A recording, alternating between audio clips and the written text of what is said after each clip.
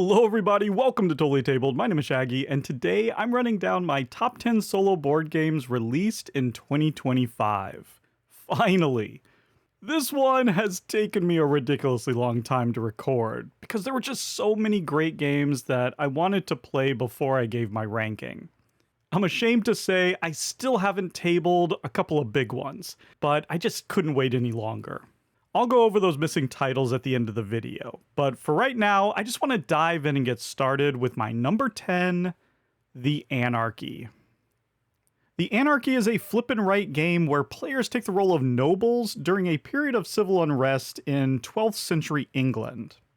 This is a standalone follow-up game to the popular Hadrian's Wall, which I still haven't played, so I can't compare the two, unfortunately. Please check out my solo playthrough of The Anarchy to see it in action. I've gone on the record several times saying that roll/flip and write games just aren't my favorite genre or mechanism, however you want to describe it. I think it's been a little overused, oversaturated, but even I can't deny the primal joy of comboing and chaining that's present in The Anarchy. For example, you'll spend a coin to fill in a box, which will earn you a worker that you can then spend to fill in another box that will get you a prerequisite that you need to invent a technology that will let you siege a castle and get another coin. It's the same feeling you get from those match 3 video games, where you're placing something which causes something else to fall into place, which triggers something else, and it's just a cacophony of bells and flashing colors in your head. The Anarchy is addictive in the same way. It's like board game crack. The tower defense minigame, of protecting your castle each round works really well. There's real tension there, especially when the coming threats are hidden. Honestly, everything about this game is just excellent. That's my number 10, The Anarchy. Number 9 is Galactic Cruise.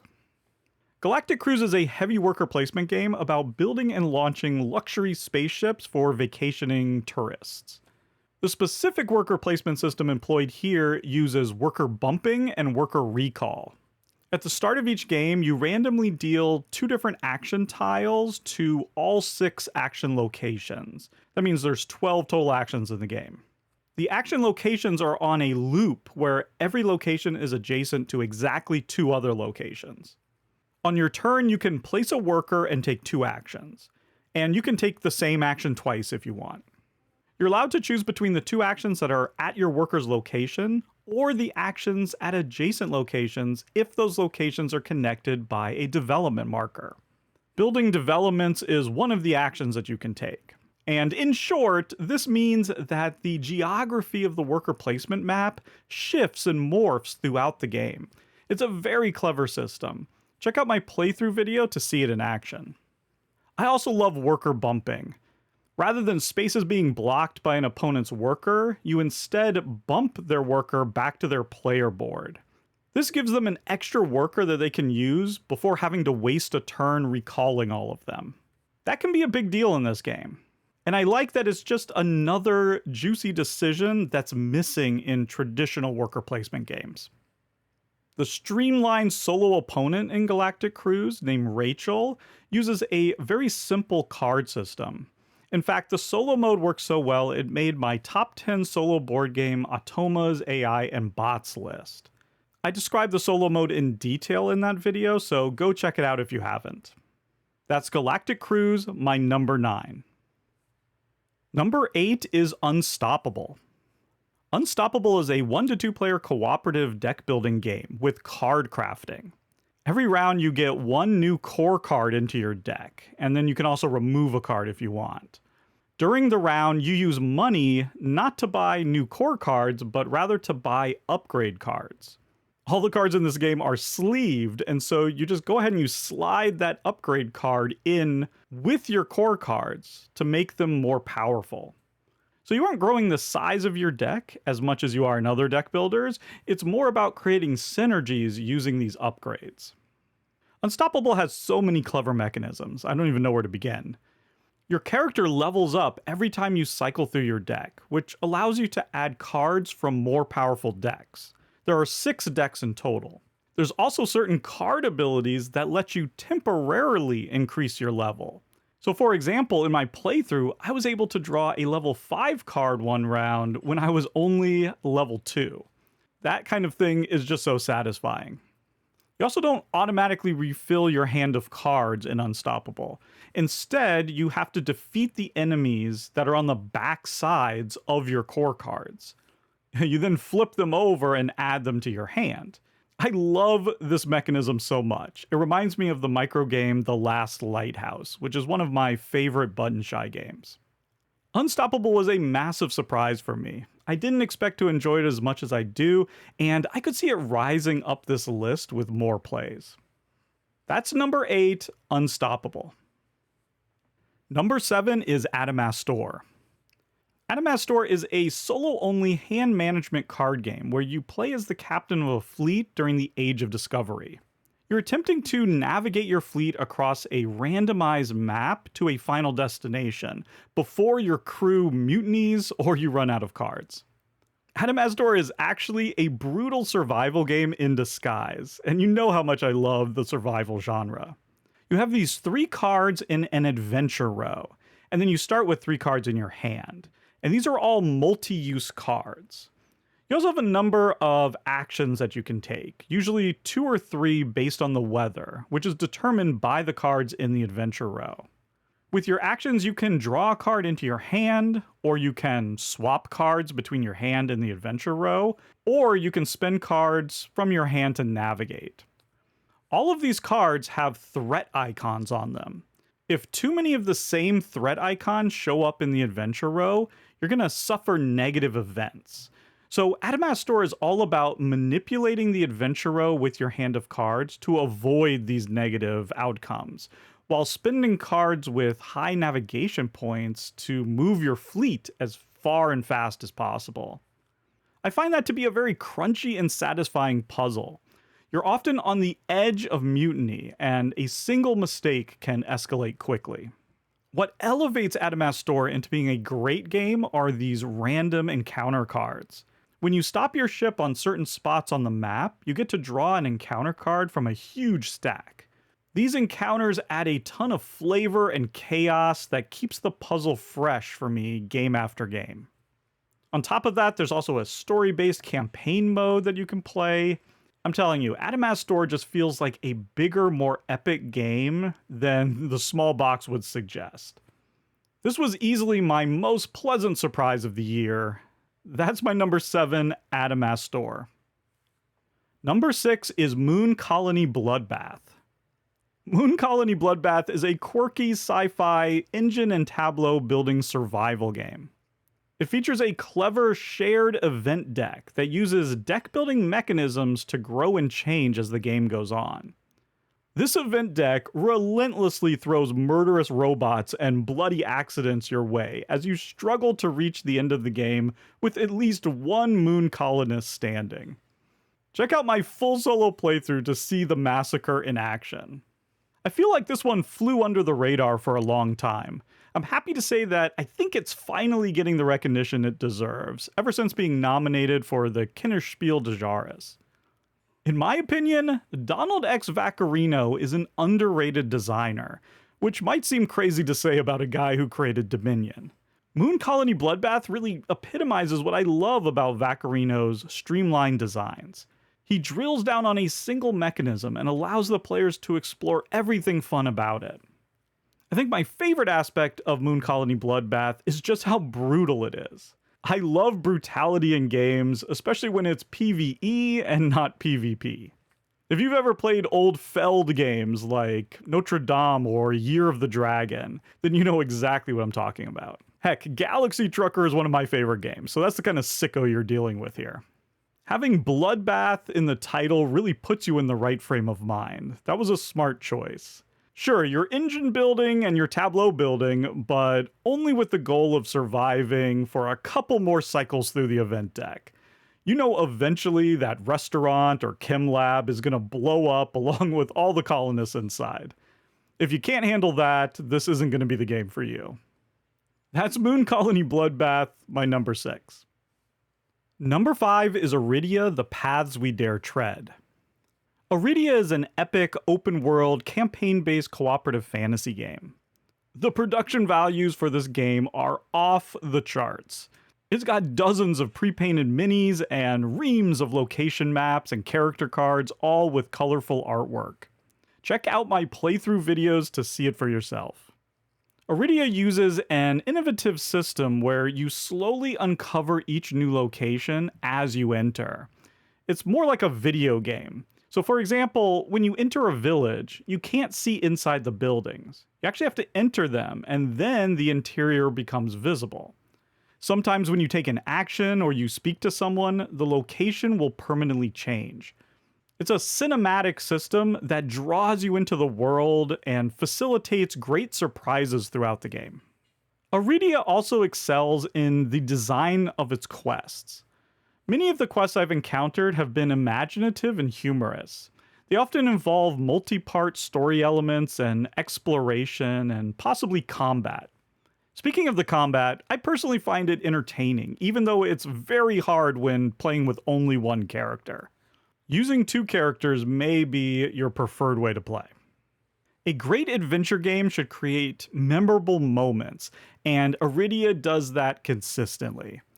That's why it's my number 5. Number 4 is Vantage. Vantage is a nostalgic open-world exploration game that is not a campaign, but rather each play is a standalone self-contained session. You have an entire alien planet to explore, made up of hundreds and hundreds of cards, with mysterious creatures and objects to encounter and interact with in surprising ways. This is a pure exploration game. It takes all the exciting and interesting aspects of exploration gameplay, and then it streamlines everything else. Every location is presented from a first-person perspective, with a single image and a list of like 6 possible actions. You'll pick an action and then read a snippet in the corresponding storybook.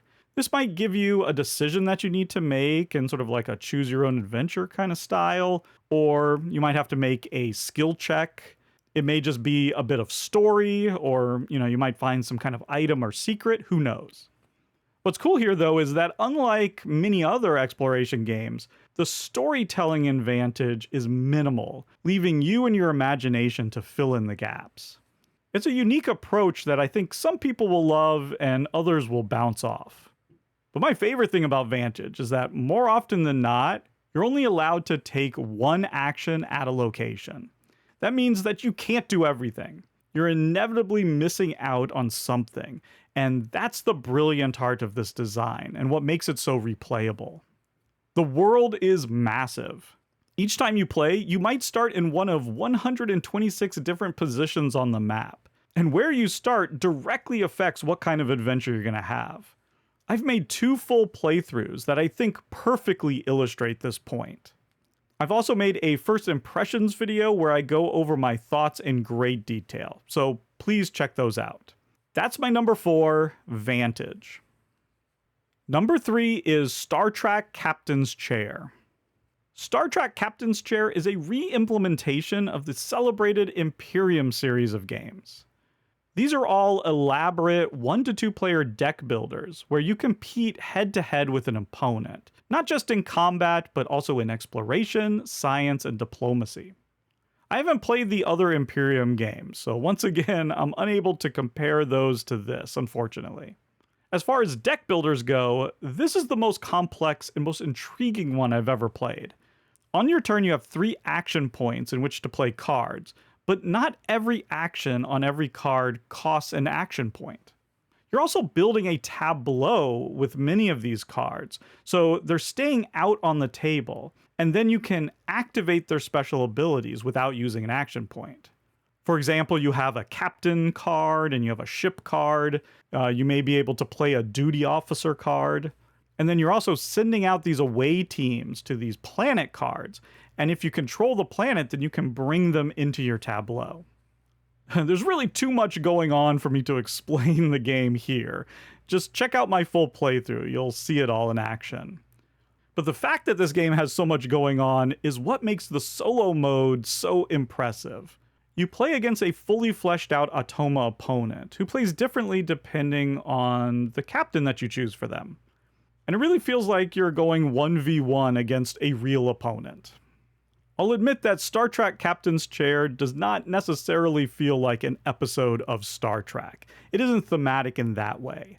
But I can tell that a lot of work and love went into creating thematic abilities on the cards and making the captain personalities feel authentic to the show. Even though I'm just a casual Star Trek fan, I feel like the IP elevates the experience. So that's Star Trek Captain's Chair, my number 3. Number 2 is Lord of the Rings: Fate of the Fellowship. This is a cooperative game for 1 to 5 players that uses the pandemic system, but this is the most radical departure from classic pandemic to date. I mean, you roll dice for combat, for goodness sakes. I think I'd also call this the most complex pandemic game to date. It really is an epic experience that captures the feeling of Lord of the Rings like few other games. This is not, as I originally feared, some IP cash grab, quite the opposite. When you play solo, you control 4 characters along with Frodo. Each round you get 4 actions with the active character and 1 action with Frodo, in either order. Luckily, characters can travel together, so Frodo can move faster by hitching a ride with other characters. Regardless of how Frodo moves, when he does, you have to take a stealth check by rolling dice equal to the number of Nazgul in the region, as well as the number of shadow troops that are in your exact location. You can avoid rolling dice by spending a card that has a stealth icon. To win the game, you must accomplish multiple objectives in addition to destroying the One Ring at Mount Doom. I think the objective system is my favorite part of Fate of the Fellowship. You have a certain number of missions you must complete that are selected randomly, in addition to the final mission of destroying the One Ring, like I said. And there are all sorts of different tasks, like clearing out enemies or bringing a certain collection of free people to a location. There's a great variety, and they're all super thematic. Fate of the Fellowship still uses the classic pandemic card system, of course, but here the cards move shadow troops along battle lines from location to location. Part of what you need to do in this game is to fight those troops and protect various important havens on the map. This game really requires you to balance many different concerns across the map all at once, just like in the books. I love how there's all of these cool stories happening everywhere. It really feels like you're creating an alternative fan fiction in the best way. Anyone who wants to experience Lord of the Rings on an epic scale must play Fate of the Fellowship. It's my number 2. And my number 1 solo game of 2025 is Speakeasy. Speakeasy is a heavyweight worker placement game from Vital Lacerda about operating a speakeasy empire in Prohibition-era Manhattan. As your infamy rises and you upgrade your business into operating nightclubs and casinos, you'll have to deal with increased attention from the police and outside mafia. Despite its theme of rum-running monsters, this is not a cutthroat game. This might be the friendliest big box Lacerda game ever made. There's very little direct negative player interaction. You're mainly competing over locations and area majorities in 3 districts. The worker placement is shockingly wide open compared to most Lacerda games. The real conflict is with the game itself, the police officers and the mob wars. That's where the central tension lies, and I was not expecting that. It is one of the reasons why I think this makes such a great solo game. Other than the lack of take-that actions, I do find the game satisfyingly thematic for a Euro. You produce barrels of spirits at your still. You then must pick up and deliver them to your various speakeasies and nightclubs and casinos, and then you sell the spirits in those businesses to make money. You need to place your family members in your buildings in order to protect them from the police, and you need strength and cooperation from other mobsters to protect against the mob wars. It's all very straightforward and easy to understand for a heavy game. And let's not forget to mention the production, which is through the roof as always. Ian O'Toole never disappoints. I've done a ton of coverage for Speakeasy. I highly recommend checking out my videos to learn about all the gameplay details. If you've never tried a heavy Euro, this is a great place to start. And if someone asks me which game should be their first Lacerda, I'm gonna start saying Speakeasy from now on. Speakeasy is also my favorite Lacerda to play solo. For all these reasons, Speakeasy is my #1 game of 2025. And there you have it, 10 great solos from 2025. What did I miss? Please let me know in the comments below. There is one big title obviously missing, The Elder Scrolls Betrayal of the Second Era. I still intend to get it played for the channel, hopefully before the end of the year. When I do, I'll be sure to let you know where it would appear on this list. Okay, I think that's going to do it for me. I'd like to thank all the financial supporters of Totally Tabled, including the totally radical Jeff Fitzsimmons, Hextra, John Kohler, Scott Myers, Kevin Qualls, and Jay Satterwhite, as well as the totally bodacious Kiara.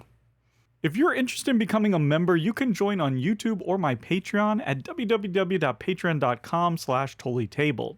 You'll gain access to my new exclusive podcast Table Talk, as well as unboxing videos and whatever extra stuff I come up with. As always, thank you so much for watching, and goodbye.